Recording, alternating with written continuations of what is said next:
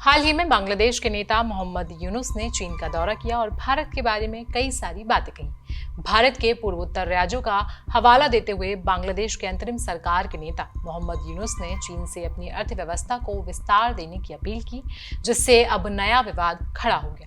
उन्होंने इन राज्यों को लैंड लॉक्ड यानी कि जमीन से चारों ओर से घिरा क्षेत्र बताया और बांग्लादेश को इन क्षेत्रों में समंदर का एकमात्र संरक्षण बताते हुए चीन से यहां अपनी आर्थिक गतिविधियां बढ़ाने की अपील की।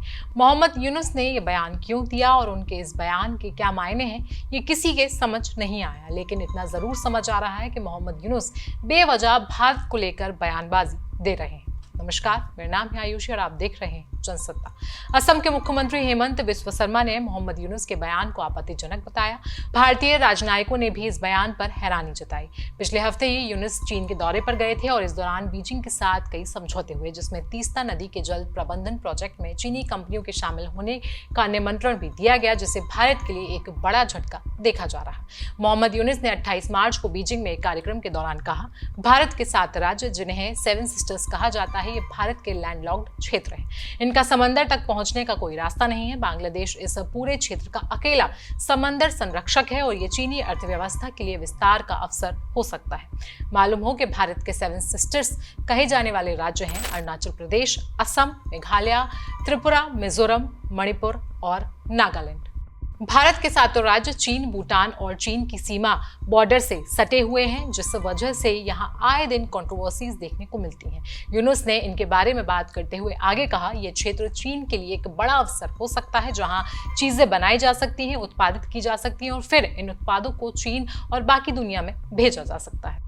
इस सब के अलावा यूनुस ने जल संसाधन को लेकर नेपाल और भूटान का भी जिक्र किया और कहा, नेपाल और भूटान के पास असीमित जल ऊर्जा है, जिसे हम अपने फायदे के लिए इस्तेमाल कर सकते हैं, फैक्ट्रियां स्थापित कर सकते हैं और बांग्लादेश के जरिए दुनिया तक पहुंच सकते हैं, क्योंकि समंदर हमारे पास है। चीन को लेकर मोहम्मद यूनुस ने आगे कहा, ये कोई जरूरी नहीं है कि किसी चीज का आप अपने यहाँ ही उत्पादन करें या और फिर दुनिया को बेचें, बल्कि बांग्लादेश में उत्पादन करें और चीनी में भी बेचें। ये मौका है जिससे हम फायदा उठाना चाहेंगे। यूनुस के बयान पर अब असम के मुख्यमंत्री हेमंत बिस्वा शर्मा ने तीखी प्रतिक्रिया दी। उन्होंने कहा कि बांग्लादेश के मोहम्मद यूनुस का पूर्वोत्तर भारत के 7 सिस्टर्स राज्यों को लैंडलॉक्ड बताना और बांग्लादेश को इन राज्यों के लिए समंदर का संरक्षण बताना न केवल आपत्तिजनक है, बल्कि घोर निंदनीय है।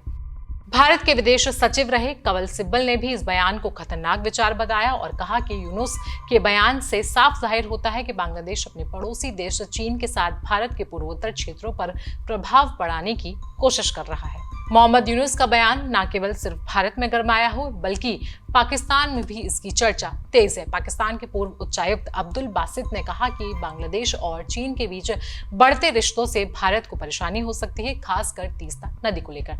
दरअसल तीस्ता नदी सिक्किम से निकलती है और पश्चिम बंगाल में प्रवेश करती है और फिर आखिर में असम में ब्रह्मपुत्र और बांग्लादेश में जमुना से मिल जाती है। बांग्लादेश में कुल 30 नदियां हैं, जिनमें से 54 भारत से होकर बहती हैं और इनकी लंबाई 121 किलोमीटर है। बांग्लादेश के कई सारे लोग इस नदी के पानी पर निर्भर रहते हैं, जिसकी वजह से भारत और बांग्लादेश के बीच ये मुद्दा हमेशा गर्म रहता है। कई सालों से कई नेताओं ने इन दोनों देशों के बीच इस विवाद को सुलझाने की कोशिश की, लेकिन कई सारी वजहों से ये काम अधूरा रह गया और फिर 2014 में मोदी सरकार के आने के बाद कहा गया कि ये विवाद जल्दी ही सुलझ जाएगा, लेकिन बंगाल की सीएम ममता बनर्जी के विरोध के कारण ये विवाद अभी भी ठंडे बस्ते में पड़ा हुआ है।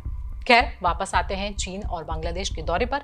तो इस दौरान बांग्लादेश को चीनी कंपनियों से करीब 2.1 अरब डॉलर के निवेश, कर्ज और अनुदान का आश्वासन मिला है। और तो और यूनुस ने अपनी यात्रा के दौरान चीन से नदी जल प्रबंधन की सहायता मांगी है, खासकर तीस्ता नदी के संबंध में।